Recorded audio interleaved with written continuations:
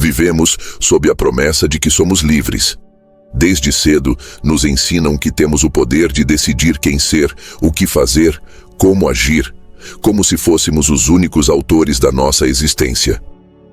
Acreditamos que cada passo foi fruto da nossa vontade, cada conquista mérito puro, cada erro uma falha pessoal. Mas e se tudo isso for apenas parte de uma narrativa confortável? Uma ilusão cuidadosamente construída para nos dar a sensação de controle, sem que de fato tenhamos controle algum? Essa ideia incomoda. Vai contra tudo aquilo que nos disseram, mas é exatamente nesse ponto que Maquiavel entra, como alguém que não está interessado em preservar ilusões reconfortantes, e sim em desmontá-las peça por peça. Ele não escreve para consolar. Ele escreve para alertar.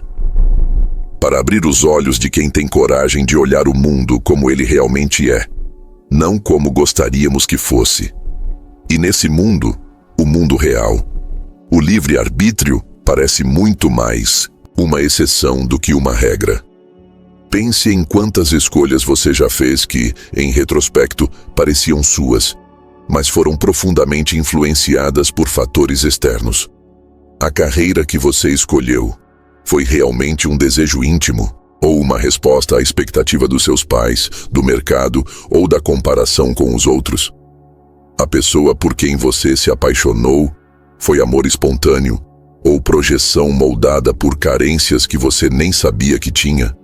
Até os seus gostos, os filmes que você ama, a música que te emociona, o estilo que você acha seu, tudo isso tem raízes em referências que você não escolheu, mas absorveu.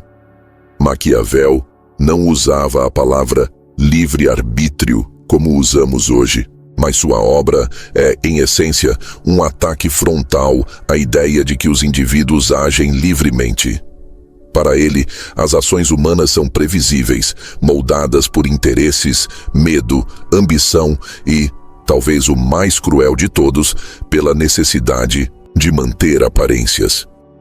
E quando se vive num mundo onde todos estão tentando parecer virtuosos, mas agem movidos por instintos estratégicos, que liberdade realmente existe? Há uma frase provocadora que sintetiza esse dilema. Você é livre para fazer o que quiser, desde que queira o que te ensinaram a querer. Maquiavel talvez sorrisse diante dela, porque em sua visão, a política, a religião, a moral, tudo isso são ferramentas criadas para moldar comportamentos, para organizar o caos humano. E se essas ferramentas são eficientes, elas fazem com que o indivíduo acredite estar decidindo por conta própria, enquanto apenas reproduz padrões. Vamos dar um passo além. Imagine um tabuleiro de xadrez. Cada peça tem um movimento possível, um conjunto limitado de ações.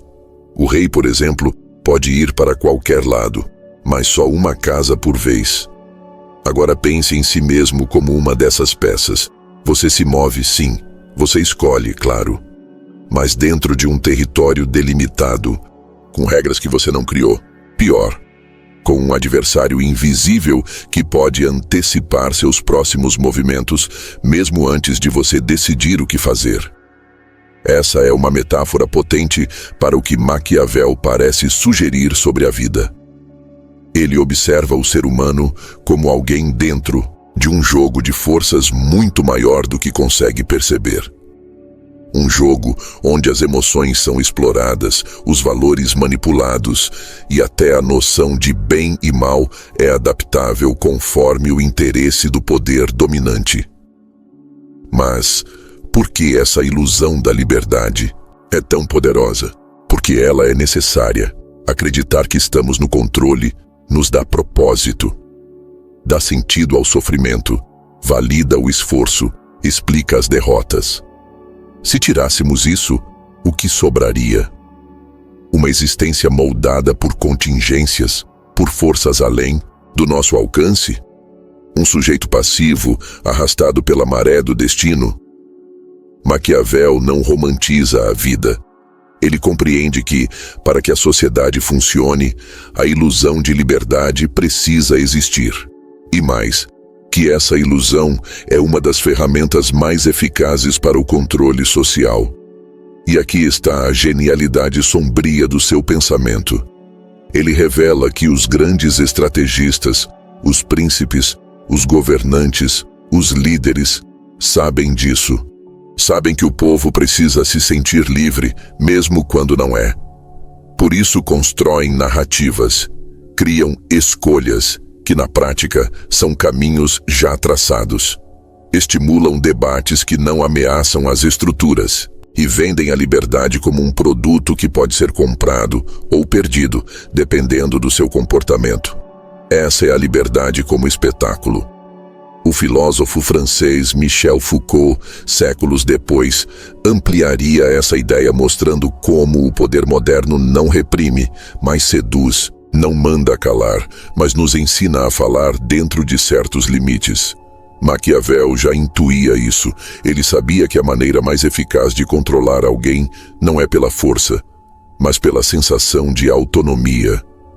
Mas se nossas decisões são condicionadas, se a liberdade é um teatro e se até nossos desejos são moldados, o que nos resta? Aqui começamos a entrar em um território mais sutil, porque Maquiavel não era um nihilista. Ele não pregava o abandono da ação, mas sim a astúcia. O reconhecimento de que o mundo não é justo, nem previsível, nem controlável. Mas que dentro dessa instabilidade, alguns conseguem jogar melhor. E jogar melhor não é ter mais opções, é saber quais opções são reais. Ou seja, ele substitui a ideia de liberdade ideal pela de lucidez estratégica, e isso muda tudo. Significa que a liberdade, em vez de ser algo que se possui, se constrói, lentamente, na medida em que se compreende o jogo. O indivíduo que acredita ser completamente livre é o mais vulnerável à manipulação. Já aquele que percebe os limites, as influências, as estruturas, talvez nunca seja totalmente livre, mas será muito mais difícil de ser manipulado. Essa visão é desconfortável, sim, mas profundamente libertadora em outro nível. Porque quando você aceita que não está no controle total, que muitas das suas escolhas foram direcionadas, que suas crenças foram herdadas, que seus caminhos foram estreitados, você começa a ver com mais clareza, começa a reconhecer o que é seu e o que colocaram em você. E essa distinção é o primeiro passo para uma liberdade mais concreta, menos romântica, porém mais autêntica.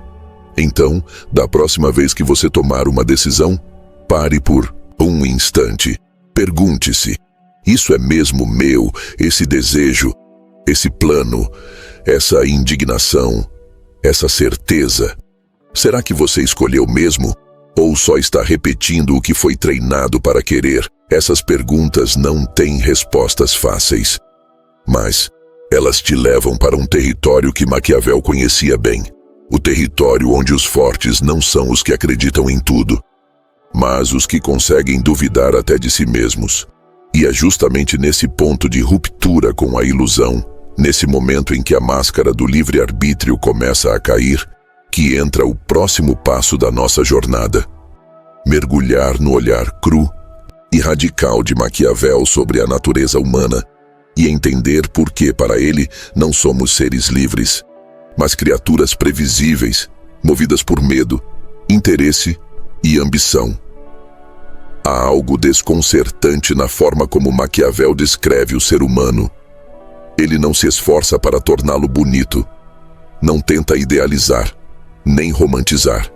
Pelo contrário, Maquiavel nos desmonta, reduzindo o indivíduo a uma criatura moldada por impulsos primitivos e necessidades estratégicas. O que ele entrega não é uma imagem agradável, mas um espelho honesto e por isso tão incômodo. Para ele, o ser humano é, por natureza, instável, ingrato, falso, covarde e ganancioso. Não o tempo todo, mas o suficiente para que qualquer um que se esqueça disso seja tragado pela ingenuidade. Essa descrição está em O Príncipe, não como provocação, mas como orientação prática para quem quer entender como o poder se sustenta. Maquiavel não acredita que o ser humano seja mau por essência. Ele apenas observa que, quando pressionado, ele não escolhe a virtude, escolhe a sobrevivência. E isso já muda tudo. O livre-arbítrio, nesse contexto, começa a desmoronar. Porque se nossas ações são constantemente atravessadas por medos inconscientes e desejos de controle, até que ponto elas são realmente livres? Maquiavel via o medo como um motor central do comportamento humano. O medo da perda, da humilhação, da fraqueza, da instabilidade. E o medo, como sabemos, não pede licença para agir. Ele simplesmente age. Ele distorce julgamentos, cria fantasmas, acelera decisões. Quando alguém age por medo, raramente está exercendo liberdade. Está apenas tentando evitar o pior. Mas há outro fator tão poderoso quanto o medo: a ambição. Se o medo nos empurra para longe do perigo, a ambição nos puxa para o que desejamos. Maquiavel entendia que a sede de poder, de status, de reconhecimento é uma das forças mais previsíveis da alma humana. É ela que faz o indivíduo ultrapassar limites, mascarar intenções, manipular situações. É a ambição que move líderes, impulsiona traições, sustenta guerras e negocia alianças. E no nível mais cotidiano, é ela que nos faz entrar em disputas silenciosas por validação, competir por atenção, desejar aquilo que os outros têm, mesmo sem saber por quê. Quando medo e ambição se combinam, formam um campo magnético invisível que direciona escolhas sem que a gente perceba. O indivíduo acredita estar decidindo livremente, mas na verdade está apenas respondendo a essas forças subterrâneas, muitas vezes com um verniz de racionalidade para disfarçar. Maquiavel, com sua frieza estratégica, antecipa o que a psicologia só viria a explorar séculos depois. A ideia de que somos criaturas muito mais emocionais, impulsivas e condicionadas do que gostamos de admitir. Que a lógica vem depois para justificar. Que o "eu escolhi isso" é muitas vezes uma construção posterior ao impulso. Mas há mais um elemento que desmonta ainda mais a ideia de livre-arbítrio na visão maquiavélica: a previsibilidade. Sim, Maquiavel via o comportamento humano como algo previsível. E é justamente por isso que ele pôde escrever O Príncipe como um manual. Porque se não houvesse padrão, se cada pessoa fosse totalmente livre e aleatória, seria impossível governar. A política, segundo ele, só é possível porque os seres humanos seguem padrões, buscam segurança, reagem à ameaça, são sensíveis à aparência de autoridade e obedecem à força quando temem a punição. Isso significa que, para ele, o poder eficaz não precisa convencer todos, só precisa entender o padrão geral. O indivíduo pode até ter nuances, mas o coletivo age por impulsos previsíveis, e isso cria uma possibilidade estratégica para quem governa: antecipar o comportamento das massas. Se você entende que a maioria reage ao medo, então usa o medo. Se entende que a maioria respeita quem demonstra força, então simula força. Se entende que a imagem de virtude é mais valorizada do que a virtude real, então cultiva a imagem, mesmo que por trás faça o oposto. Essa é a diferença entre Maquiavel e os idealistas. Ele não está preocupado com o que deveria ser, mas com o que é. E nesse não há espaço para o livre-arbítrio como autonomia pura. Há apenas escolhas feitas dentro de limites, muitas vezes impostos por impulsos internos que o próprio indivíduo não reconhece. E, para piorar ou esclarecer, Maquiavel ainda introduz a figura da fortuna, a sorte, o acaso, o imprevisível. Porque, mesmo diante de toda a análise racional, ele admite: há coisas que fogem ao controle de qualquer um. Por mais que o indivíduo planeje, calcule, deseje, ele ainda está sujeito aos ventos da sorte.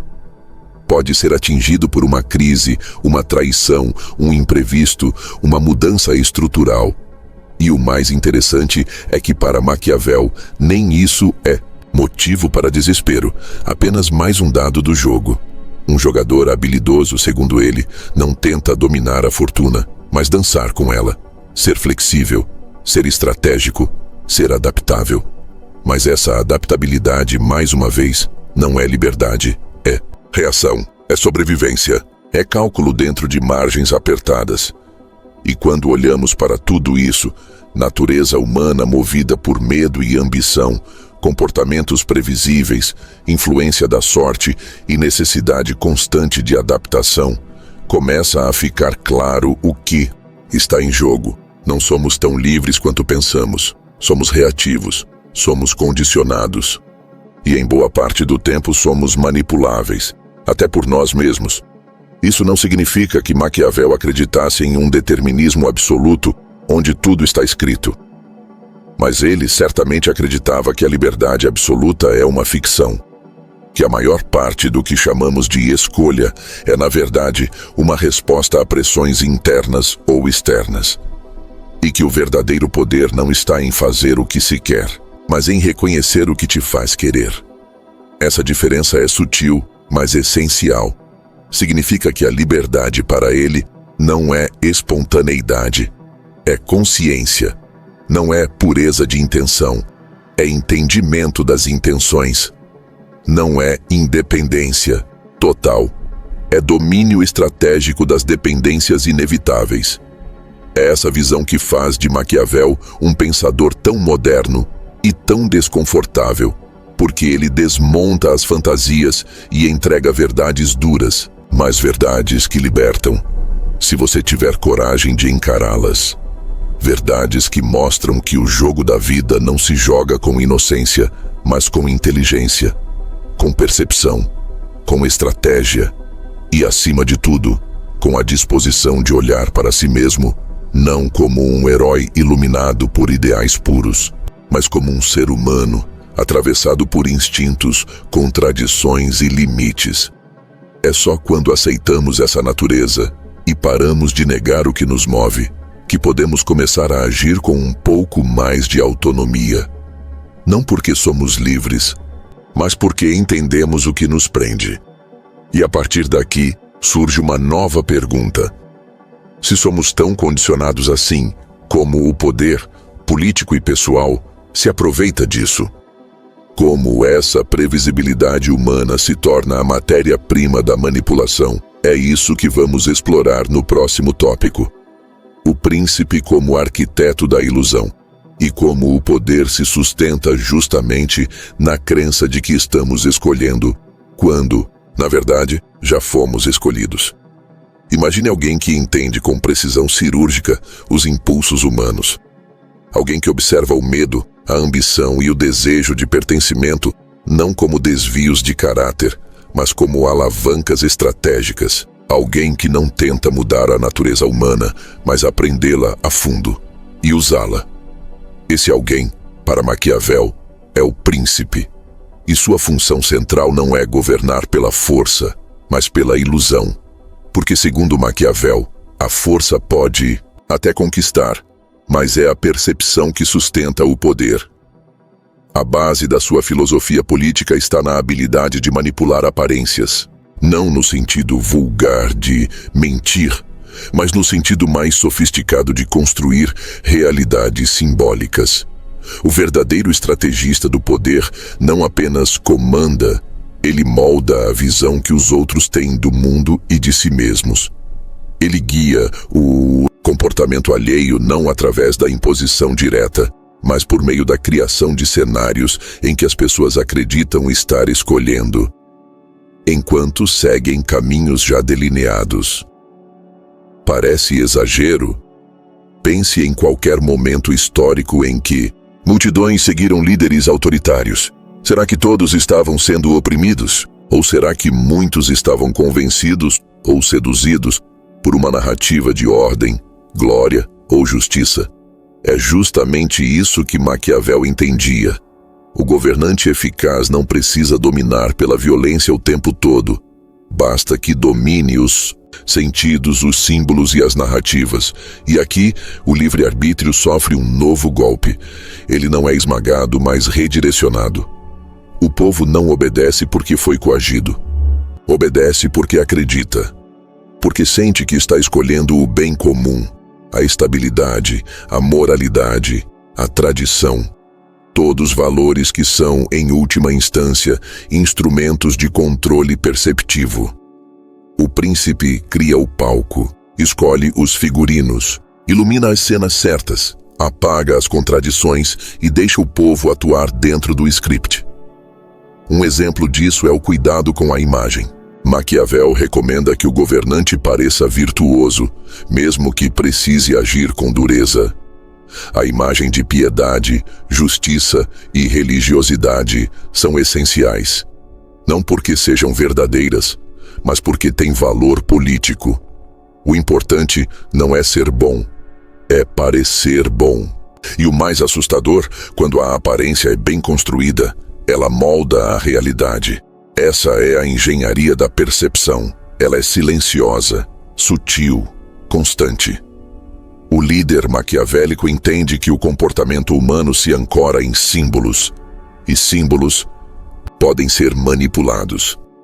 Palavras como liberdade, pátria, família, segurança, honra, todas têm um peso emocional profundo, e é justamente por isso que são usadas estrategicamente. Um governante que domina esses símbolos não precisa mandar que o povo se ajoelhe. Basta que o povo sinta que, ao ajoelhar, está fazendo algo grandioso. Esse jogo simbólico não acontece só na política institucional. Ele se replica nas dinâmicas sociais, nas empresas, nas religiões, nas relações familiares. Há sempre alguém construindo realidades para os outros viverem dentro delas. E quanto mais envolvente é essa construção, mais difícil é perceber que estamos apenas atuando. E não se trata apenas de manipular o coletivo. O príncipe também entende como manipular o indivíduo. Ele oferece escolhas, mas todas levam ao mesmo destino. Ele estimula a polarização, porque ela dá ao povo a ilusão de decisão, ao mesmo tempo em que desvia o foco do poder real. Ele cria inimigos simbólicos para que as pessoas projetem nelas os seus medos. E assim, com movimentos sutis, mantém todos ocupados, enquanto ele, estrategicamente, move peças no tabuleiro invisível. Essa construção de realidades é ainda mais eficiente porque aproveita o que já está dentro de nós. A necessidade de segurança, de pertencimento, de identidade. O príncipe não impõe ideias externas, ele apenas acende aquilo que já existe em estado latente.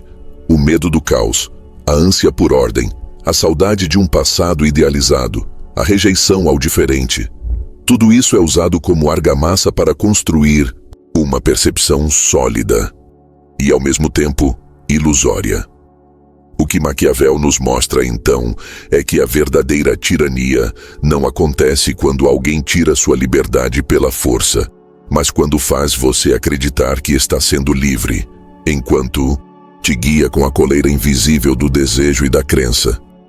E o mais desconcertante é que isso funciona porque as pessoas precisam acreditar que são livres. Como já vimos, a ideia de liberdade é psicológica e socialmente essencial. E é exatamente por isso que ela é usada como mecanismo de manipulação. O príncipe não nega a liberdade, ele a oferece, mas dentro dos limites que ele mesmo estabelece. Ele cria alternativas, todas previamente pensadas. Ele molda o senso de certo e errado. Ele decide qual discurso será considerado aceitável. Ele define quem será visto como inimigo da liberdade. E tudo isso em nome da liberdade é como oferecer a alguém um menu de 3 pratos, todos feitos na mesma cozinha. A pessoa escolhe, se sente no controle, aplaude a democracia. Mas tudo foi arquitetado, do cardápio à iluminação do restaurante. E esse é o paradoxo maquiavélico. Quanto mais as pessoas acreditam que estão no controle, mais vulneráveis se tornam à manipulação. Então, o que isso significa para o indivíduo comum? Significa que, se não compreendermos a estrutura desse jogo, seremos peças movidas por mãos invisíveis. A liberdade que acreditamos ter será apenas uma performance, ensaiada, roteirizada, dirigida. Mas se começarmos a perceber os padrões, os símbolos, os gatilhos emocionais, os discursos repetidos, os rituais sociais que nos condicionam, então, talvez possamos recuperar parte do controle. Não uma liberdade absoluta, que Maquiavel consideraria ilusória, mas uma liberdade lúcida, construída dentro das margens do possível. E esse despertar não é um exercício de paranoia, é um exercício de maturidade. Maquiavel não propõe que vivamos em constante desconfiança, mas que deixemos de ser ingênuos.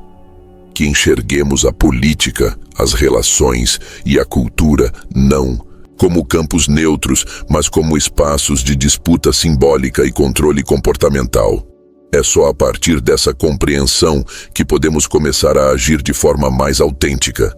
Não porque estamos fora do jogo, mas porque começamos a ver o tabuleiro com mais clareza. E essa clareza nos leva à próxima camada da ilusão. Como o próprio sistema em que vivemos molda silenciosamente nossas vontades, antes mesmo que elas se tornem conscientes.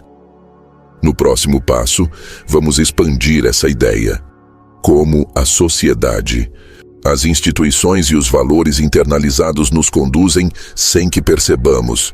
E por que a liberdade, nesse contexto, se torna cada vez mais difícil de identificar. Até agora, falamos da ilusão da liberdade como algo fabricado por quem está no topo, o governante, o estrategista, o príncipe. Mas o poder, como Maquiavel intuiu e pensadores posteriores desenvolveram, não está apenas nas mãos de um soberano. Ele se infiltra no tecido social, nos códigos culturais, nas instituições, nos discursos que se repetem sem questionamento. Ele se espalha, se disfarça, se torna ambiente, e é exatamente aí que ele se torna mais perigoso. Porque quando o controle vem de fora, podemos ao menos tentar resistir. Mas quando ele se internaliza, quando passa a habitar nossos valores, nossas metas, nossas ideias, de certo e errado, já não sabemos mais o que é influência e o que é vontade própria. A liberdade, nesse ponto, deixa de ser uma escolha e se transforma em um cenário cuidadosamente construído antes mesmo do nosso nascimento. Desde que nascemos, somos atravessados por sistemas simbólicos que moldam quem devemos ser. A família, a escola, a religião, o trabalho, a mídia, todos eles nos dizem como agir, o que pensar, o que sentir e, principalmente, o que desejar. Eles não impõem diretamente, eles ensinam. Ensinar é mais eficaz que mandar, porque quem aprende algo desde cedo dificilmente questiona. Ele passa a reproduzir, acreditando que está escolhendo. Pense, por exemplo, na ideia de sucesso. Quantas pessoas vivem perseguindo uma definição que nem sequer construíram? Trabalham anos em empregos que não as preenchem, seguem padrões de beleza que as machucam, repetem discursos que mal compreendem, apenas porque foram ensinadas, de forma sutil e persistente, a acreditar que esse é o caminho correto. Maquiavel, ao falar de virtude e fortuna, já mostrava como o indivíduo se move dentro de forças maiores. Mas o que ele intuiu como contingência política, hoje podemos enxergar como uma máquina cultural muito mais ampla. Uma máquina que não se limita ao Estado, mas inclui o marketing, as redes sociais, os algoritmos, os discursos de autoridade, disfarçados de entretenimento. A liberdade, nesse contexto, se torna uma simulação cuidadosamente roteirizada. O filósofo francês Louis Althusser chamaria isso de aparelhos ideológicos. Já Michel Foucault falaria de biopoder. O controle não apenas dos corpos, mas dos comportamentos, dos pensamentos, dos desejos. Maquiavel, mesmo séculos antes, já percebia que o mais eficaz dos poderes não é o que reprime, mas o que forma o sujeito. E o mais assustador, nós gostamos disso, porque a liberdade verdadeira assusta. Ela exige responsabilidade, exige dúvida, exige rupturas. Já a liberdade controlada, essa que se limita a pequenas decisões dentro de um roteiro maior, é confortável. Podemos escolher o sabor do sorvete, o modelo do celular, o lado de um debate polarizado, tudo sem precisar confrontar o sistema que nos dá essas escolhas. Essa falsa liberdade nos protege da angústia de encarar o vazio da decisão radical. Só que ela também nos aprisiona. Maquiavel sabia que, para governar com estabilidade, era preciso que as pessoas acreditassem na estrutura, que vissem na ordem existente algo natural, inevitável, até mesmo desejável. E isso é precisamente o que o sistema atual faz. Ele nos treina para não ver o sistema, para considerar normal aquilo que foi cuidadosamente projetado para manter as engrenagens funcionando. A escola ensina obediência. O trabalho ensina produtividade. A mídia ensina consumo. As redes sociais ensinam comparação. E tudo isso junto forma um grande campo de adestramento psicológico, que ao final produz um cidadão dócil, funcional, controlado, mas que se sente livre, porque pode escolher o que assistir à noite. Essa é a grande ironia. Quanto mais opções superficiais temos, mais acreditamos que somos livres, mas são opções programadas. Nenhuma delas questiona a estrutura. Nenhuma delas exige consciência crítica. Elas servem para ocupar nossa atenção e, assim, impedir que olhemos para o que realmente importa. E quando, por acaso, alguém tenta sair desse script, quando questiona a lógica do sistema, o formato das instituições, os valores tradicionais, é imediatamente enquadrado como radical, louco, imaturo ou perigoso, porque o sistema não precisa proibir. Basta ridicularizar o desvio, e o próprio grupo social se encarrega de eliminar o risco. A repressão, então, vem do coletivo, do olhar do outro, do medo de sair da norma, do desejo de ser aceito. Maquiavel já percebia isso em contextos políticos. O líder não governa sozinho. Ele precisa do consentimento dos governados, e esse consentimento não é dado por coerção, mas por hábito. Sim, a servidão pode se tornar hábito, e o hábito se torna cultura, e a cultura se torna identidade. E quando a identidade é moldada por estruturas invisíveis, qualquer tentativa de ser livre dentro desse modelo é apenas mais um papel no teatro da obediência.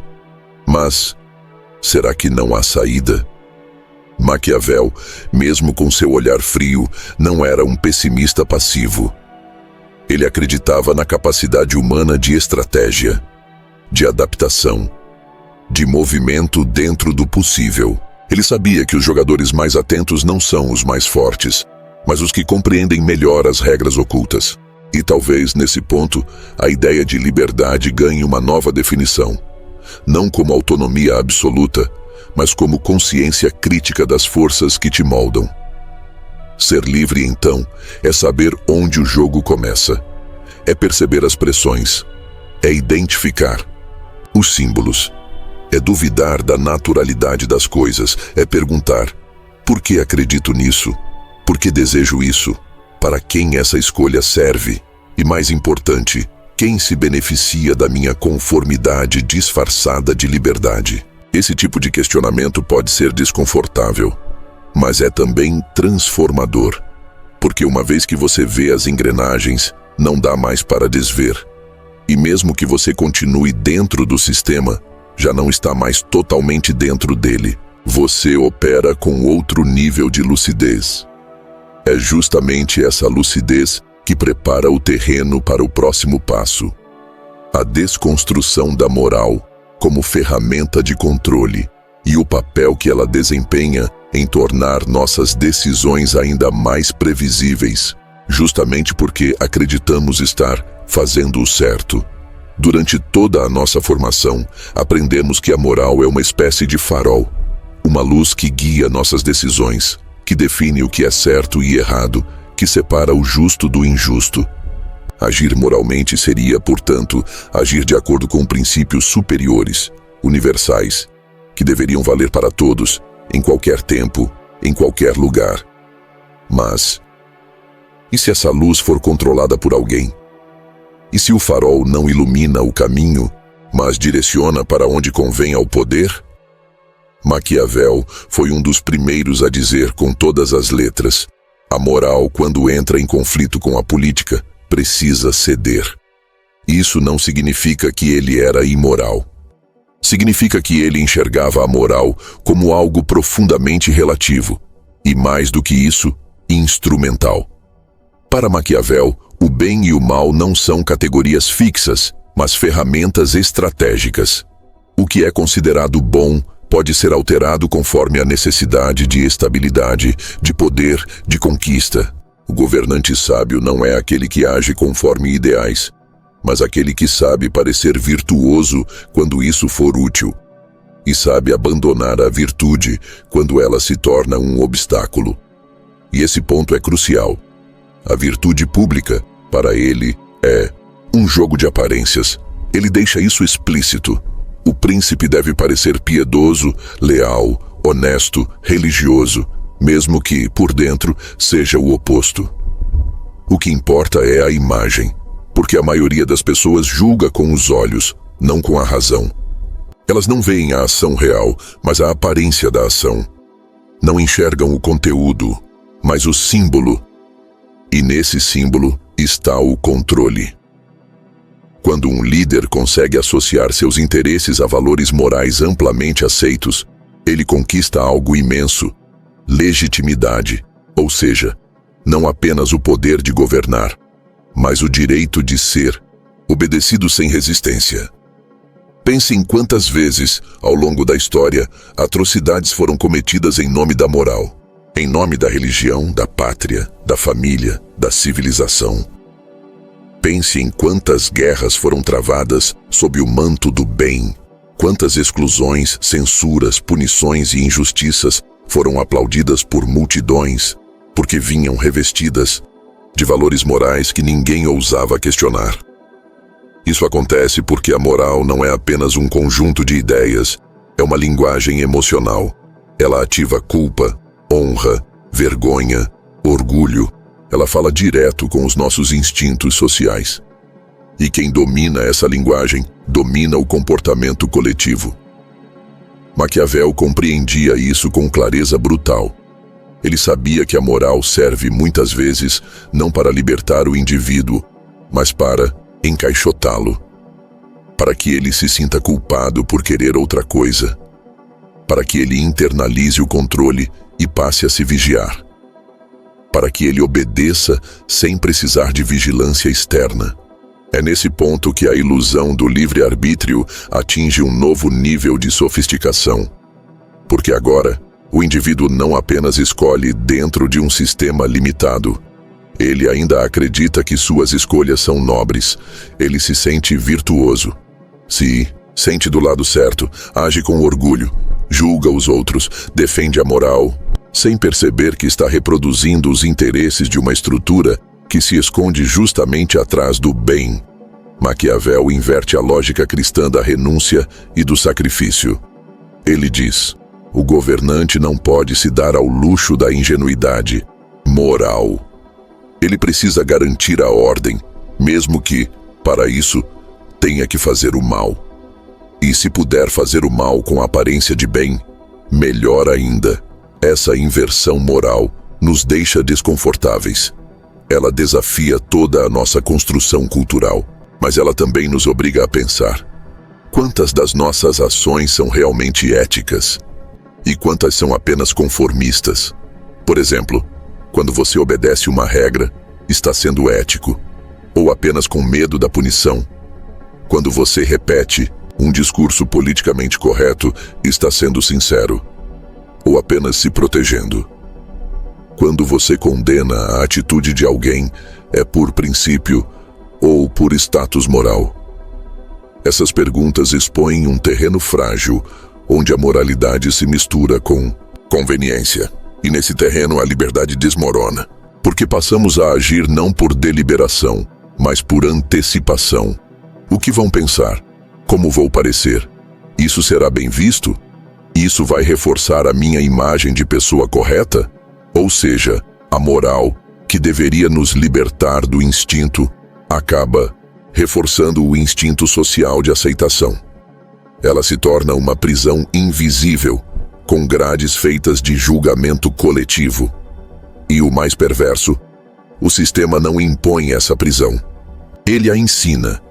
A criança aprende desde cedo o que é bonito e feio, bom e mal, normal e errado. Aprende a calar, a seguir, a querer aplauso, e assim internaliza a censura antes mesmo de ter algo a censurar. Maquiavel entenderia perfeitamente esse mecanismo. Ele sabia que a obediência moral não depende da verdade, mas da utilidade política da crença. Se acreditar em algo faz com que as pessoas ajam de forma previsível, controlada e coesa, ótimo. A verdade é irrelevante. É uma visão dura? Sim, mas também libertadora. Porque ao enxergar isso, o indivíduo pode começar a questionar sua própria moral. Pode perguntar: essa regra serve a quem? Esse valor foi escolhido ou herdado? Estou mesmo fazendo o certo ou apenas o esperado? E quando esse tipo de lucidez se instala, o comportamento muda. Não no sentido de se tornar imoral, mas de se tornar estrategicamente ético, ou seja, agir de forma coerente com seus valores reais e não com a cartilha social que foi impressa na sua mente. Maquiavel, nesse ponto, nos oferece uma proposta radical. Pare de tentar ser bom para os outros. Comece a ser lúcido para si mesmo. Não jogue o jogo moral que foi criado para te domesticar. Jogue o jogo da verdade. O que realmente importa. O que realmente te move. O que realmente você acredita, sem os olhos dos outros te julgando. Essa mudança de eixo é o que prepara o terreno para o próximo passo. Abandonar de vez a ideia de livre-arbítrio como autonomia idealizada e substituí-la por algo mais realista e poderoso. A adaptação estratégica é exatamente isso, que veremos no próximo tópico. Como Maquiavel transforma o conceito de liberdade em sobrevivência lúcida. E como nesse jogo de forças, o indivíduo astuto não busca ser livre, mas eficaz. Chegamos a um ponto delicado. Se tudo até agora parece desmontar a ideia de liberdade, se somos moldados pela natureza, condicionados por estruturas, manipulados pela moral, o que resta ao indivíduo? Um papel passivo? Uma existência determinada por forças que ele não controla? Maquiavel responde com uma virada inesperada. O que nos resta não é desistir da liberdade, mas redefini-la. E essa redefinição passa por uma palavra-chave em sua filosofia. Virtu. Virtu. Para Maquiavel não é virtude no sentido moral. Está longe disso. É uma mistura poderosa de astúcia, coragem, frieza e adaptabilidade. É a capacidade de ler o jogo e agir dentro dele com inteligência estratégica. É a habilidade de tomar decisões eficazes, não porque são boas em si, mas porque funcionam num mundo imprevisível. A verdadeira liberdade, então, não é fazer o que se quer. É saber o que se pode fazer, quando fazer e com quais riscos. É escolher com consciência dos limites. É entender que você não controla tudo, mas pode aprender a jogar com o que está disponível. Nesse sentido, a liberdade não é um campo aberto, mas um espaço estreito onde o indivíduo astuto se move com precisão.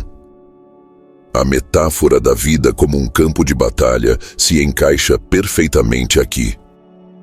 O guerreiro não é livre para inventar as leis da guerra, mas é livre para reagir, com inteligência ao que surge.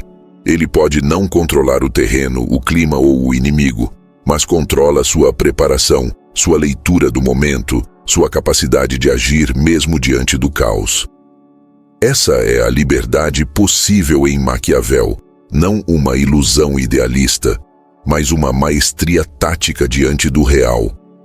E por que isso importa tanto? Porque vivemos num tempo em que a liberdade foi transformada em fetiche. Somos bombardeados com slogans como "Seja você mesmo", "Siga seu coração", "Você pode tudo".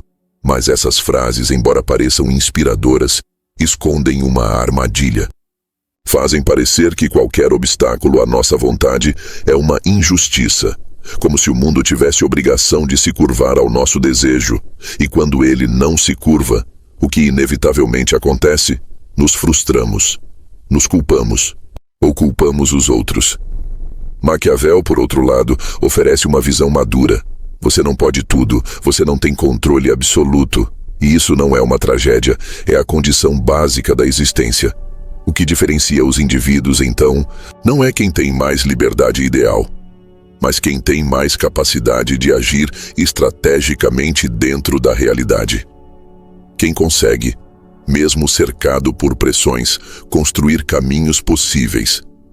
Quem transforma limitação em movimento. Quem deixa de esperar por permissão e aprende a explorar as brechas. É aí que a adaptação estratégica entra como forma de liberdade concreta. Ela exige percepção, a capacidade de entender o cenário, os atores, os riscos e as oportunidades. Ela exige desapego, saber quando abandonar uma ideia fixa ou uma crença ultrapassada. Ela exige frieza, agir com cálculo, mesmo diante da emoção. E exige, acima de tudo, lucidez profunda sobre si mesmo. Quais são suas fraquezas? Quais são suas máscaras? Quais são os jogos que você finge não estar jogando? Veja, essa liberdade não é confortável. Não tem nada de romântica. Ela é exigente, solitária, muitas vezes amarga. Mas também é a única que permite algum tipo de autonomia real dentro de um mundo onde tudo conspira para moldar o indivíduo sem que ele perceba.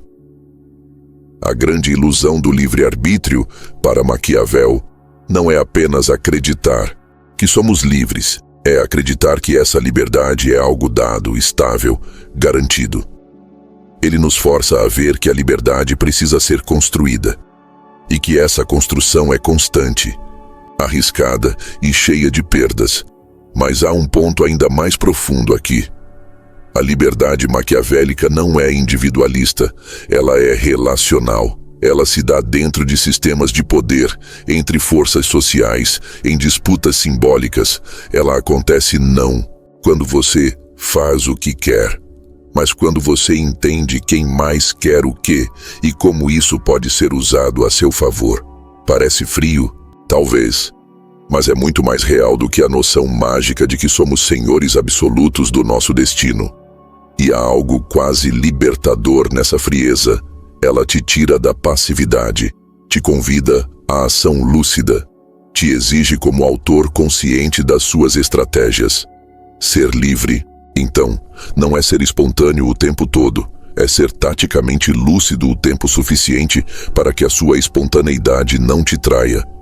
E isso muda tudo, porque, a partir do momento em que você para de buscar uma liberdade pura e começa a desenvolver uma liberdade estratégica, algo acontece.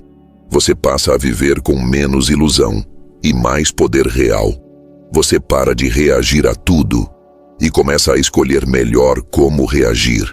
Você para de esperar o ideal e começa a trabalhar com o possível. Essa é a liberdade que Maquiavel oferece. Não a que te faz se sentir bem, mas a que te dá ferramentas para sobreviver, decidir e agir num mundo onde quase nada está sob seu controle. E talvez seja justamente Por isso que ele ainda incomoda tanto, porque não te convida a sonhar, te convida a enxergar, e enxergar o jogo é o primeiro passo para jogar melhor, mas há uma última virada nessa jornada. E se no fim das contas, a verdadeira liberdade não for escapar do jogo, mas compreender profundamente as suas regras? É isso que vamos explorar no próximo e último tópico. Quando a ilusão se rompe e a lucidez, enfim, se transforma em liberdade real. Depois de tudo o que exploramos, as forças invisíveis que moldam nossas decisões, as estruturas que domesticam nossos desejos, a moral como mecanismo de controle, a falsa promessa de escolha, resta uma pergunta inevitável. O que fazer com essa consciência? Se a liberdade absoluta é uma ficção, se o livre-arbítrio como pureza de vontade é uma ilusão, então ainda há espaço para autonomia? Maquiavel não responde como um filósofo idealista. Ele responde como um estrategista lúcido. O que ele nos diz ainda que nas entrelinhas é poderoso. A verdadeira liberdade não está em escapar do jogo, mas em compreendê-lo com profundidade suficiente para não ser uma peça cega dentro dele. Ou seja, a liberdade não é ausência de regras, é visibilidade das regras, é saber onde você está inserido, é mapear o campo, é conhecer os jogadores, é entender a lógica que move os sistemas e, a partir disso, tomar decisões que não sejam apenas reações previsíveis, mas movimentos conscientes. Isso muda completamente a noção de autonomia. Porque enquanto a maioria das pessoas busca liberdade como ruptura, quero largar tudo, quero sair do sistema, quero começar do zero, Maquiavel propõe um outro caminho. Não, fuja do jogo. Jogue melhor, mas para jogar melhor, você precisa ver melhor. E ver melhor exige algo que poucos estão dispostos a encarar: o desconforto da lucidez.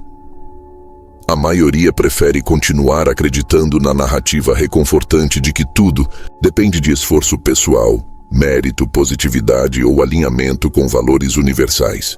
Mas o custo disso é alto: continuar sendo manipulado por símbolos, desejos induzidos, padrões invisíveis. Já quem aceita o desconforto de olhar o real sem filtro, quem aceita ver que a moral é relativa, que a política é jogo, que o desejo é condicionado, que o livre-arbítrio é estreito, esse alguém começa a construir algo novo, uma liberdade lúcida, imperfeita, mas possível. É a liberdade de quem sabe o que está em jogo, de quem não age por impulso, mas por estratégia, de quem não fala para agradar, mas para impactar, de quem não repete discursos, mas produz pensamento, de quem não vive para confirmar suas certezas, mas para ampliar sua visão. Essa liberdade exige coragem, porque enxergar o jogo é, muitas vezes, perceber que estivemos sendo jogados o tempo todo. É olhar para trás e ver que muitas escolhas foram apenas repetições. É aceitar que até nossas revoltas foram, em parte, programadas. É admitir que o inimigo que odiamos pode ter sido colocado ali justamente para nos distrair do que importa. Mas, ao mesmo tempo, é essa visão que nos liberta, porque ela rompe com o automatismo, nos arranca do piloto automático e, pela primeira vez, nos coloca diante de nós mesmos. Não como seres livres no sentido absoluto, mas como sujeitos conscientes, atentos, críticos, preparados. Talvez essa seja a última provocação de Maquiavel. Não tente ser livre como se a liberdade fosse um dom místico. Seja livre como quem aprendeu a pensar, a observar, a agir com inteligência diante do inevitável. E há algo de profundamente transformador nesse tipo de liberdade, porque ela não te leva para fora do mundo, ela te devolve ao mundo, mas com outro olhar. O olhar de quem vê as engrenagens, de quem enxerga o teatro e escolhe, com plena consciência, quando atuar e quando sair de cena. Essa consciência não te blinda do erro, nem da dor, mas te protege da ignorância disfarçada de certeza e te dá um tipo de força que o mundo raramente reconhece, mas que é talvez a única forma de dignidade possível num cenário onde quase tudo é manipulado. A força de decidir com clareza o que, quando e por que você joga. E se essa não é a liberdade idealizada com que nos acostumamos, é ao menos uma liberdade real o suficiente para nos devolver o poder mais raro de todos, o de enxergar. Mas essa lucidez não é um ponto final, ela é um início, o ponto em que você começa a ver com outros olhos, a agir com outra mente, a viver com outro ritmo. E é por isso que a jornada não termina aqui. Porque agora que a ilusão se rompeu, agora que o jogo foi revelado, resta uma última pergunta.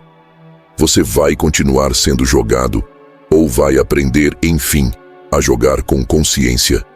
Essa resposta Maquiavel nunca te daria, porque ela não depende dele, depende de você.